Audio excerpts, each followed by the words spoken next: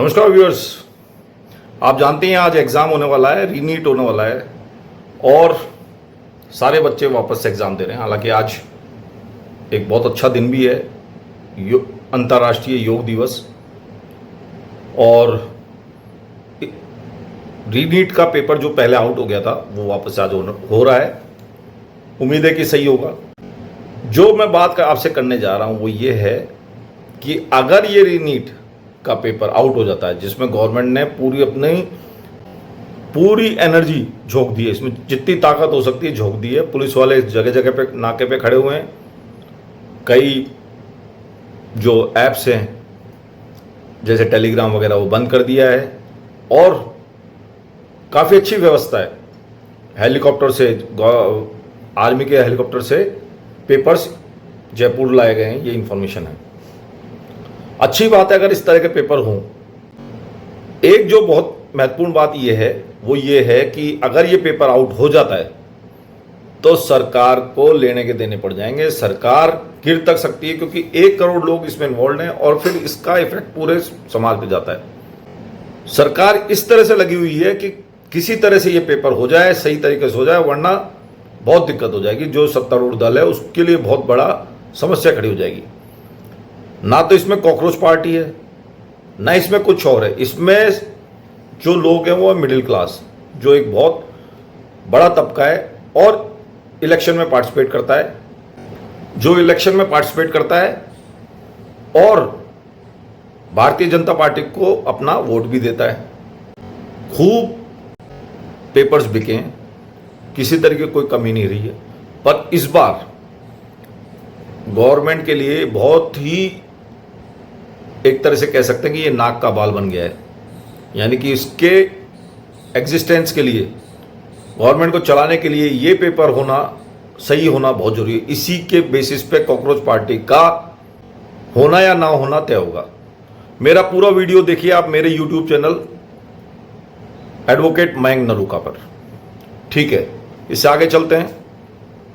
तो रीनीट के एग्जाम ने ऑलरेडी सारा जो नए बच्चों का जो प्लेसमेंट है, या जो कह सकते हैं नए कॉलेजेस का जो सिलेक्शन प्रोसेस है, या जो उनकी काउंसलिंग है, काउंसलिंग कह सकते हैं, वो पूरी अफेक्ट कर दी है। इस समय तक बच्चों का काउंसलिंग का शेड्यूल आ जाता है, जुलाई से स्टार्ट हो जाती है काउंसलिंग, वो कहीं ना कहीं डिले हो गई है, और ये एक बार नहीं हो रही, कई बार हो चुकी है।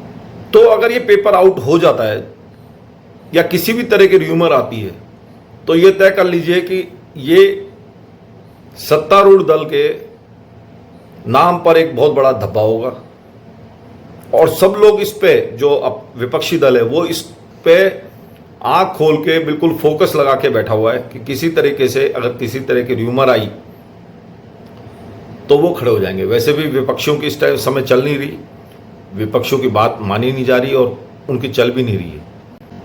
जो मंदिर में, राम मंदिर में जो खुलासा हुआ है, 200 करोड़ रुपए का जो गबन हुआ है या कितने का हुआ है, वो भी विपक्षी दलों ने उसका ट्वीट किया था, अखिलेश जी ने ट्वीट किया था, तो पता लगा।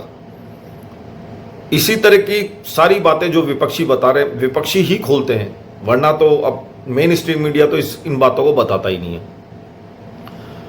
सबसे दुख की बात है, 9 बच्चे अब तक मर चुके हैं, यानी कि सुसाइड कर चुके हैं, उनकी डेथ हो चुकी है इस रीनीट के पेपर के कारण।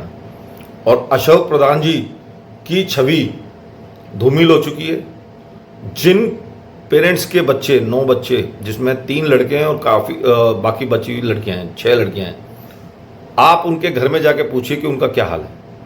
क्या गवर्नमेंट इसके लिए रेस्पॉन्सिबल नहीं है? क्या गवर्नमेंट को उनको मुआवजा नहीं देना चाहिए? जिनके बच्चे मरे हैं, जिनके बच्चों का ने सुसाइड किया है, जिनके बच्चे इस दुनिया से चले गए हैं, आप उन लोगों से पूछिए जाके। तो मेरा कहने का मतलब यही है, अगर ये पेपर आउट होता है तो ये बहुत ही गवर्नमेंट को हिला देने वाला होगा और कॉकरोच पार्टी के लिए एक अमृत का काम करेगा। अभी तक तो कॉकरोच पार्टी एक मजाकिया तौर पे ही है और उसका कोई अस्तित्व नहीं है। वो सिर्फ इंटरनेट पे, या उसको कह सकते हैं कि वो अभी धरातल पे नहीं है। पर अगर ये पेपर आउट होता है, इसकी कैसी भी र्यूमर होती है, तो ये उसको अस्तित्व को जन्म देगा और आपकी तरह ये पार्टी आगे आएगी और सत्तारूढ़ दल को कहीं ना कहीं डेंट पहुंचाएगी और विपक्षियों के लिए एक नया, जिसको कहते हैं अमृत का काम करेगी, उनको वापस पुनर्जीवन देने का काम करेगी। यही मेरा कहना है। हालांकि बहुत अच्छा बंदोबस्त किया है गवर्नमेंट ने, या कह सकते हैं कि एजुकेशन मिनिस्ट्री ने। सीबीएसई का एक मुद्दा तो ऑलरेडी बहुत दिनों से चल रहा है, वो तो बहुत बुरी तरह से फैला हुआ है। और अशोक प्रधान जी को, जो एक राज्यसभा के एक मेंबर हैं, एक लोकसभा में जीते भी नहीं है, उन्होंने कोई इलेक्शन भी नहीं जीता है, तो भी गवर्नमेंट उनको हटाने पे राजी नहीं है। कम से कम बदल देती तो ज़्यादा अच्छा रहता, पर नहीं, उन्होंने उनको बदला नहीं है। सीबीएसई का अलग रायता फैला हुआ है। सीबीएसई के जो रिजल्ट्स हैं वो बर्बाद हो चुके हैं, मतलब बच्चे इतने परेशान हैं कि आप पूछिए मत। तो वो अलग केस है, वो अलग साइड बाय साइड चल रहा है। साथ में ये रीनीट का एग्ज़ाम का है, बच्चे हाईली स्ट्रेस में हैं, पेरेंट्स उनके ज़्यादा स्ट्रेस में एग्ज़ाम देने जाते हैं, तो वो सब प्रॉब्लम फेस करते हैं। और किसी तरह से बच्चे बहुत भोले हैं, 17-18 साल के होते हैं, पूरे मेजर भी नहीं होते, माइनर ही होते हैं। तो उनका ध्यान रखना, उनके मनोविज्ञान का ध्यान रखना बहुत ज़रूरी हो जाता है। आप कुछ दिन पहले खबर सुन रहे होंगे कि कुछ बच्चे डॉक्टर के पास भी गए थे, जो मनोवैज्ञानिक डॉक्टर होता है उसके पास भी गए थे, उस चिकित्सक के पास भी बहुत सारे बच्चे गए थे। 4 में से 1 गया था। ये खबरों में आया है, न्यूज़पेपर्स में आया है। तो ये मेरा कहने का मतलब यही है कि भगवान से प्रार्थना यही है कि परीक्षा सही हो। पर ये मान के चलिए, जहाँ आपको लगता है कि कोई भी चीटिंग नहीं हुई है, जैसे 25 में हमने सोचा कि चीटिंग नहीं हुई थी नीट में, तो उसमें भी कुछ फर्जीवाड़ा मिला था। कुछ बच्चे ऐसे मिले थे जिन्होंने चीटिंग करी थी और गलत तरीके से नंबर लाके वो पास हुए और उन्होंने कॉलेज लिया है। ये बात तब खुलासा हुआ जब जो 26 में एग्ज़ाम हुआ है, मई में 5 को, जब उसकी जो इन्वेस्टिगेशन कमेटी थी उसने जब चेक किया, तब पता लगा कि 25 में भी पेपर आउट हुए थे, बहुत कम मात्रा में हुए थे।